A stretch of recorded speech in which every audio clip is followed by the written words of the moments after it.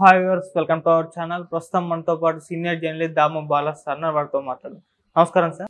Sir, Sunitha Reddy గారు వివేక హత్య కేసుకు సంబంధించి కొన్ని కీలక అంశాలు బయట పెట్టారు. అయితే ఇప్పుడు దీనికి దీటుగా అటు వైసీపీ వాళ్ళు నర్రెడ్డి రాజశేఖర రెడ్డి గారిని రంగంలోకి దించి ఆయన సిబిఐకి ఇచ్చిన వాంగ్మూలాన్ని బయట పెట్టారు. అసలు సునీత గారు చెప్పిన దాంట్లో ఏముంది, మరి ఈయన చెప్పిన దాంట్లో ఏముంది? సో ఈ ఇష్యూ గురించి ఏం చెప్తారు? మరి అవినాష్ రెడ్డి బెయిల్ కూడా ఎంతవరకు వచ్చింది? వివేకానంద రెడ్డి హత్య కేసుకు సంబంధించిన 3 విషయాలను మనం చర్చించవచ్చు. ఒకటేమో సునీతారెడ్డి అలుపెరగకుండా అవినాష్ రెడ్డి ఈ హత్య చేయించడాన్ని ప్రజల్ని నమ్మించడానికి రకరకాల ప్రయత్నాలు చేస్తుంది. పవర్ పాయింట్ ప్రజెంటేషన్స్ ఇవన్నీ. ఎందుకంటే ఎన్నికలు ఉన్నాయి కాబట్టి ఆమె ప్రజాక్షేత్రంలోనే తేల్చుకోవాలనుకున్నది. తన తండ్రికి జరిగిన అన్యాయాన్ని, తన తండ్రి హంతకులను ప్రజాక్షేత్రంలో శిక్షిస్తాను నేనని బయలుదేరింది. కోర్టుల్లో ఆమెకి న్యాయం జరగలేదని చెప్పి. సో అందుకని ఆమె చేస్తున్న ఇదేంటంటే ఈ హత్యను ఎవరు చేశారు, ఎవరు చేయించారు అన్న 2 విషయాల్ని బలంగా ఆమె పవర్ పాయింట్, ఆమె డాక్టరు, ఎడ్యుకేటెడ్ కాబట్టి పవర్ పాయింట్ దీంట్లో చెప్తుంది. ఏం చెప్పినా బేసిక్ కంటెంట్ అయితే ఆమె చెప్తున్నది కొత్త విషయం అయితే ఏం కాదు. మనం అనేక సార్లు మన ఛానల్లోనే ఒక 100 వీడియోలు చేస్తుంటాం. ఆ వెర్షన్లన్నీ ఆల్రెడీ వచ్చేసింది. ఆమె దగ్గర ఏమీ సిబిఐ దగ్గర లేని కొత్త సమాచారం ఏమీ లేదు. ఉంటే సిబిఐకి ఇచ్చేది కదా. ఆమె అనేక సార్లు కోర్టుకు వెళ్తుంది కదా. దాన్నే ఆమె ఆల్రెడీ సిబిఐ దగ్గర పనికిరాని గూగుల్ టేక్అవుట్ని కూడా ఆమె ఇప్పుడు సాక్ష్యంగా చూపిస్తుంది. ఆల్రెడీ మీడియాకి తెలుసు ఇదంతా కూడా. సో ఆమె నిన్నేం చెప్పిందంటే గూగుల్ టేక్అవుట్ ఒకటి చెప్పింది. అంటే తర్వాత ఈ హత్య చేసిన 4 ఎవరైతే ఉన్నారు, A1 Erra Gangi Reddy, A2 Sunil Yadav, A3 Umashankar Reddy, A4 Dastagiri. ఈ A4 దస్తగిరిని పక్కన పెట్టింది. ఎందుకంటే ఆమెకు దస్తగిరి ఇప్పుడు కావాల్సిన వ్యక్తి అయిపోయాడు కాబట్టి దస్తగిరిని ఆమె ప్రొటెక్ట్ చేస్తుంది. ఈ 3 ఉన్నారు కదా, ఎర్రగంగిరెడ్డి, సునీల్ యాదవ్ అండ్ ఉమాశంకర్ రెడ్డి, ఈయనతో కలిసిన ఫోటోలు పెట్టింది. అవి నిజానికి కోర్టులో ఇవన్నీ పనికిరావు. ఎందుకంటే హంతకులు అనుకుందాం, ఫర్ ఎగ్జాంపుల్ నీతోనూ నాతోనూ కూడా ఫోటోలు దిగుతారు. ఫోటోలు దిగుతాం మనం ఉన్నట్ట. హంతకులు అనేక మంది ఫోటోలు దిగుతారు, అనేక మంది ఫోన్లు చేస్తారు. అంత మాత్రాన వాళ్ళందరూ కూడా ఇన్వాల్వ్ అయినట్ట. సో ఫోటోలు దిగినంత మాత్రాన నువ్వు రేపొద్దున వీళ్ళు కూడా వేరే వాళ్ళతో కూడా దిగారని వాళ్ళంతా కూడా రేపు కోర్టులో పెడతారు, వాళ్ళంతా దిగినట్ట. కాబట్టి ఇవేమి ప్రూవ్ కావు. కానీ ఆమె ఏం చేస్తుందంటే జనాల్ని నమ్మించడానికి శాయశక్తులు ట్రై చేస్తుంది. ఆమెకు కూడా తెలిస్తే ఆమెకు ప్రూవ్ అవుతామని తెలిస్తే కోర్టుల్లో ఇచ్చుంటచ్చు. ఆమె అడ్వకేట్స్ అంతా కూడా సిబిఐ అడ్వకేట్స్ తరఫున పనిచేస్తున్నారు. ఎప్పుడూ అయ్యేది కదా. ఆమెకు కూడా తెలిసి ఏం చేస్తుందంటే జనాలకి మ్యాక్సిమం నమ్మించడానికి ట్రై చేస్తుంది. అందులో భాగంగా ఆమె ఏం చెప్తుందంటే ఫోటోలో ఒకటి చెప్పింది. రెండవది గూగుల్ టేక్అవుట్ చెప్పింది. గూగుల్ టేక్అవుట్ అక్యురేట్ కాదని సిబిఐ కోర్టుకి చెప్పేసింది. సో గూగుల్ టేక్అవుట్ అనేది ఇంకా ఆల్రెడీ అది అవుట్ ఆఫ్ క్వశ్చన్. సో అది కూడా ఆమె చెప్పింది. సో గూగుల్ టేక్అవుట్లో ఫోన్ నెంబర్స్ ఈ డీటెయిల్స్ ఇచ్చిందనమాట. అంటే ఒక్కోసారి స్టాటిస్టికల్ డేటా ఎలా ఉంటుందంటే అది ఏమాత్రం రిలవెంట్ కాదని తెలిసినా ఒక డేటా ఇవ్వడం ద్వారా జనాల్లో నిజమేమో అని నమ్మకం కలుగుతుంది. అందుకని ఆమె ప్రయత్నిస్తున్నట్టుగా కనబడుతుంది.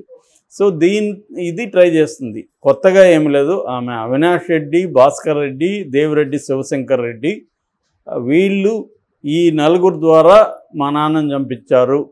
దీనికి ఆమె చెప్పే మోటివ్, ఎప్పుడైనా కూడా ఒక హత్య జరిగితే మోటివ్ ఫార్ మర్డర్ అంటే హత్య దేనికోసం చేశారు అనేది ఇంపార్టెంట్. మోటివ్ని ఎస్టాబ్లిష్ చేయాల్సి ఉంటుంది కోర్టులో.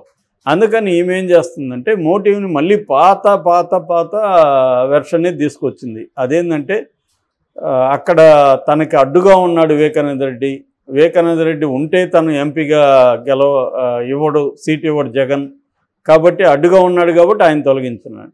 ఇదొక విచిత్రమైన వాదన నాకు తెలిసి. ఎందుకంటే ఆ రోజు కూడా అవినాష్ రెడ్డి గెలుపు కోసం వెళ్ళి క్యాంపెయిన్ చేసి వచ్చాడు వివేకానంద రెడ్డి. మరి ఇంకా అడ్డుగా ఉండేది ఏంటి? ఆల్రెడీ జగన్ ఆయన్ని డిక్లేర్ చేశాడు అనఫిషియల్గా, ఇతనే ఉంటాడని. ఆల్రెడీ ఇతను వెళ్ళి క్యాంపెయిన్ చేస్తున్నాడు. క్యాంపెయిన్కి వివేకానంద రెడ్డి వెళ్ళి కూడా క్యాంపెయిన్ చేస్తున్నాడు. ఇంక వివేకానంద రెడ్డి అడ్డుపడ్డం ఎలా? వివేకానంద రెడ్డి చెప్తే జగన్ ఎందుకు, అది జగన్ పార్టీ, రీజనల్ పార్టీలో లీడరే బాసు. తనేమనుకున్నాడంటే తనకి వివేకానంద రెడ్డి వాళ్ళ నాన్నకి ఎలాగో అలాగే అవినాష్ రెడ్డి తను గ్రూమ్ చేసుకుంటే అవినాష్ రెడ్డి మనకి పనికొస్తాడు, అవినాష్ రెడ్డి లాయల్గా ఉన్నాడు, క్యాపబిలిటీస్ ఉన్నాయి, చదువుకున్న వ్యక్తి, తనని ఢిల్లీలో మనం గ్రూమ్ చేసుకుంటే ఢిల్లీలో రేపొద్దున మనకి పనికొస్తాడనేది అతను ఒక గ్రూమ్ చేసుకుంటూ వెళ్తున్నాడు, ప్లాన్డ్గా వెళ్తున్నాడు అతను. అట్లాంటి దాన్ని నువ్వు వెళ్ళి వాళ్ళకి ఇవ్వండి వీళ్ళకి ఇవ్వండి అవినాష్ రెడ్డికి ఇవ్వద్దంటే జగన్ ఎందుకు వింటాడు? జగన్కి ఒక ప్లాను ఒక వ్యూహం ఉన్నాయి దానికి సంబంధించి. దాంతో చెప్పుండొచ్చు ఈయన అవినాష్ రెడ్డి వద్దని వివేకానంద రెడ్డి అనుకొని ఉండొచ్చు. అట్లాగే తను కోరుకున్న షర్మిలాకు ఇంకొకరికి ఇప్పించమని అడిగి ఉండొచ్చు. ఆయనకున్న స్ట్రాటజీలో జగన్ వెళ్తున్నప్పుడు జగన్ ఆయన మాట వినలేదు. విన్నప్పుడు వివేకానంద రెడ్డి ఏం చేసి ఉండాలి? మామూలుగా అయితే నేను గట్టిగా వ్యతిరేకిస్తున్నాను, నేను రాను క్యాంపెయిన్కి కూడా అని చెప్పుండాలి కదా. మరి ఎందుకు క్యాంపెయిన్కి వెళ్ళాడు? క్యాంపెయిన్కి వెళ్తున్నాడంటే అర్థమేమి? ఆయన యాక్సెప్ట్ చేశాడు, చేసి అతని గెలుపు కోసం తన వంతు కృషి చేయడానికి ఆయన చేస్తున్నాడు, ప్రయత్నం చేస్తున్నాడు. అది కదా, అది అందరికీ తెలిసిన నిజాన్ని కూడా అబద్ధంగా నమ్మించే ప్రయత్నం తప్ప ఇక్కడేమీ లేదు. అంటే ఒక ఫాల్స్ దీన్ని మోటివ్ని తీసుకొచ్చి ఇదే అసలు మోటివ్ అని నమ్మించడం తప్ప ఎవరో కూడా కన్విన్స్ అయ్యే ప్రయత్నం అక్కడ కనిపించట్లేదు. ఎందుకంటే నేను దాని మీద వెల్ రీసెర్చ్ చేసి మన దాంట్లో ఒక 100 వీడియోలు చేస్తుంటాం, అందువల్ల చెప్పగలుగుతున్నాను. నేను ఆ డాక్యుమెంట్స్ అంతా కూడా చూశాను. సో ఇది ఏంటంటే ఇది రాజకీయంగా దీన్ని ఉపయోగించుకోవడం ఓకే, లీగల్గా ఇది పనికొస్తుంది అంటే లీగల్గా పనికిరాదు. పనికొచ్చేటైతే ఈ పాటికే కోర్టుల్లో తేలుండాలి. కోర్టులో తేలలేదు కాబట్టి ఆమె ఇక్కడ మాట్లాడుతుంది. సో ఆమె దగ్గర నా దగ్గర చాలా ఇన్ఫర్మేషన్ ఉందంటే మరి ఎందుకు సిబిఐకి ఇవ్వలేదు? ఇన్ఫర్మేషన్ ఉంటే సిబిఐ ఎందుకు కోర్టులకు సబ్మిట్ చేయలేదు? కొత్తది ఏమైనా ఉంటే. ఇప్పటివరకు సిబిఐ దగ్గర అవినాష్ రెడ్డి ఇన్వాల్వ్ అయినట్టు ఒకే ఒక ఎవిడెన్స్ ఉంది, అది దస్తగిరి వాంగ్మూలం. అది కూడా హియర్సే ఎవిడెన్స్ అంటారు. దస్తగిరికి చెప్పలేదు అవినాష్ రెడ్డి చంపమని. దస్తగిరికి ఎవరు చెప్పారు? దస్తగిరి చెప్పిన దాని ప్రకారం ఎర్రగంగారెడ్డి చెప్పాడు. దస్తగిరి ఎర్రగంగారెడ్డికి ఎవరు చెప్పారంటే అవినాష్ రెడ్డి భాస్కర్ రెడ్డి చెప్పారు అని ఎర్రగంగారెడ్డి దస్తగిరికి చెప్పాడని దస్తగిరి వాంగ్మూలం ఇచ్చాడు. సో దీన్నే చెప్పుడు మాటలు అంటారు, హియర్సే అంటారు లీగల్ భాషలో. హియర్సే అనేది మామూలుగా చెల్లదు, ఎప్పుడో అది ఒక ఎక్స్ట్రీమ్ కండిషన్లలో తప్ప దాన్ని ఎస్టాబ్లిష్ చేయొచ్చు తప్ప మామూలుగా సాక్ష్యంగా అది హియర్సే చెల్లదు. కాబట్టి ఇప్పుడు పైగా అతను అప్రూవ్ హంతకుడు అని ఒప్పుకున్న వ్యక్తి, అతని మాటలకి అంత వాల్యూ ఎలా వస్తుంది? హియర్సే ఇది రేపు పొద్దున కోర్టులో ట్రయల్ అప్పుడు ఇవన్నీ నిలవు. అది తప్ప ఇంకేమీ లేదు. బ్లడ్ ఇతను ఇంకోటి ఏంది వీళ్ళు ఆరోపించేది బ్లడ్ క్లీన్ చేశాడని. క్లీన్ చేసినట్టు ఎక్కడ అక్కడ ఆధారాలు లేవు. క్లీన్ చేసింది ఎర్రగంగారెడ్డి అని చెప్తున్నారు. ఇతను వెళ్ళాడు ఆ టైంకి, అంత తప్ప ఇతనికి మళ్ళీ ఫోన్ చేసింది ఎవరు? వీళ్ళ సునీత వాళ్ళ బావే శివప్రకాష్ రెడ్డి, వాళ్ళ సునీత వాళ్ళ హస్బెండ్ వాళ్ళ అన్న, ఆయన వివేకానంద రెడ్డి బావమరిది కూడా. ఆయన చేస్తేనే చెప్పింది, గుండె నొప్పి అని కూడా ఫస్ట్ ఆయనే చెప్పింది. సో ఇదంతా ఏంటంటే ఇప్పుడు కన్వీనియంట్గా మనకి ఎవరి మీద నేరం మోపాలో కన్వీనియంట్గా ఇన్ఫర్మేషన్ అంతా ఆ వ్యక్తి మీద పెట్టడం తప్ప ఏదీ లేదు. సరే, ఇది సునీత గొడవ. ఇక రెండవ గొడవ ఏంటంటే వైసీపీ వాళ్ళు దీన్ని ఏం చేస్తున్నారు? సునీతను ఎదుర్కోవడం కోసం ముందు నుంచి కూడా ఇది సునీత నర్రెడ్డి రాజశేఖర రెడ్డి చంపించారు అని చెప్పడానికి వాళ్ళు ఒక నెరేటివ్ తీసుకొచ్చారు. ఆ నెరేటివ్ ఏంటంటే వివేకానంద రెడ్డి రెండవ ఆమెతో పెళ్ళయింది.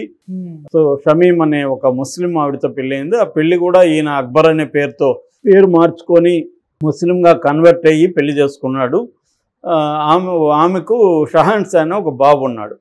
సో ఆ షహన్షాని తన వారసుడిగా తను రాజకీయాల్లోకి తీసుకురావాలంటున్నాడు, తనకు బాగా చదివించాలనుకుంటున్నాడు. ఇవన్నీ కూడా షమీం సిబిఐకి ఇచ్చిన వాంగ్మూలంలో ఉంది. అవన్నీ మనం చెప్పుకున్నాం, మన ఛానల్లో వీడియోలు ఉన్నాయి. సో ఈ షమీం కోసం ఆస్తి రానియకుండా వీళ్ళు ఏం చేశారంటే సునీత, నర్రెడ్డి రాజశేఖర రెడ్డి, తర్వాత వాళ్ళమ్మ సౌభాగ్యమ్మ, వీళ్ళు కలిసి ఏం చేశారంటే ఇతనికి చెక్ పవర్ కూడా లేకుండా చేశారు. చెక్ పవర్ లేకపోవడం వల్ల ఇతను వాళ్ళకి డబ్బులు ఇవ్వలేని పరిస్థితి. అందుకని ఈయన పంచాయతీలో ఇంకోటి చేయాలని. సో దీంట్లో ఈయన తన ఆస్తి అంతా కూడా వీలునామా వాళ్ళకి రాశాడని. సో దాని పత్రాల కోసం సునీత, నర్రెడ్డి రాజశేఖర రెడ్డి ఈ నలుగురిని పంపిస్తే ఈ నలుగురు వాళ్ళకున్న పర్సనల్ కక్ష వల్ల ఆయన్ని చంపేశారు.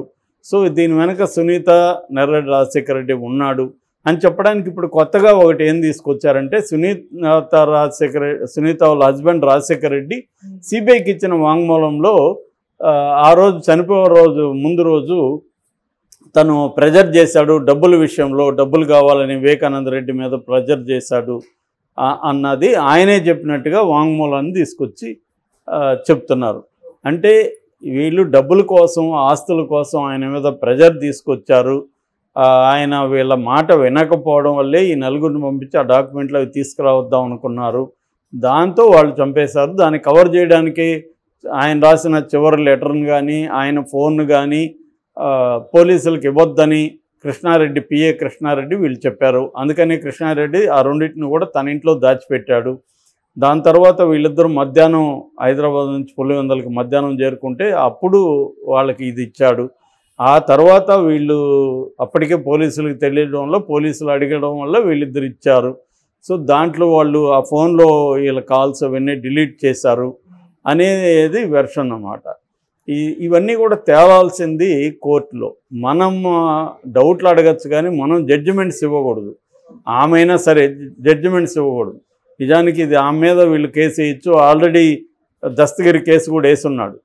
ఏంటి ఎవరు చంపారనేది సునీత ఎలా తీర్మానిస్తుంది? ఆమె ఆరోపించవచ్చు, కోర్టులో ఆమె ప్రూవ్ చేయాల్సి ఉంటుంది. అది చేయకుండా ఇతనే హంతకుడని ఒక ప్రత్యర్థిని చెప్పడం వల్ల, షర్మిల ప్రత్యర్థి కదా అతను, చెప్పడం వల్ల రేపొద్దున అతనికి ఎలక్షన్లో విన్నింగ్ ఆపర్చునిటీస్ తగ్గుతాయి. సో అది ఇది. ఇక బెయిల్ విషయానికి సంబంధించి దస్తగిరి వేసిన బెయిల్ రద్దు పిటిషన్ని హైకోర్టు ఆమోదించింది. దాని మీద చర్చలు జరిగాయి. సో వీళ్ళ వాదనలు వీళ్ళు వినిపించారు. దస్తగిరిని బెదిరిస్తున్నారు కాబట్టి అతను బెయిల్ రద్దు చేయమని జడ శ్రవణ్ కుమార్ అడ్వకేట్ వాదించాడు. అవతల నిరంజన్ రెడ్డి ఏమో బెదిరించినట్టు ఎటువంటి ప్రూఫ్స్ లేవు, ఊరికే అతను ఆరోపిస్తున్నాడు తప్ప ప్రూఫ్ ఏమీ లేదు. కాబట్టి అతను పైగా ఇప్పుడు ఉన్నది ప్రభుత్వం ఎవరి చేతిలో ఉంది? ఎలక్షన్ కమిషన్ చేతిలో ఉంది. ఇతను ఎలాగా తన పోలీసుల ద్వారా బెదిరిస్తున్నాడు అని చెప్తున్నారు. పోలీసులు ఇతని మాట ఎందుకు వింటారు, ఎలక్షన్ కమిషన్ మాట వింటారు అనేది నిరంజన్ రెడ్డి ఆర్గ్యూ చేశాడు. ఏదేమైనా తీర్పు అయితే రిజర్వ్ అయింది. అది ప్రకటించే అవకాశం రేపు ఎల్లుండో ఉంది. ప్రకటించే వరకు మనకు తెలీదు బెయిల్ రద్దు అవుతుందా లేదా అనేది.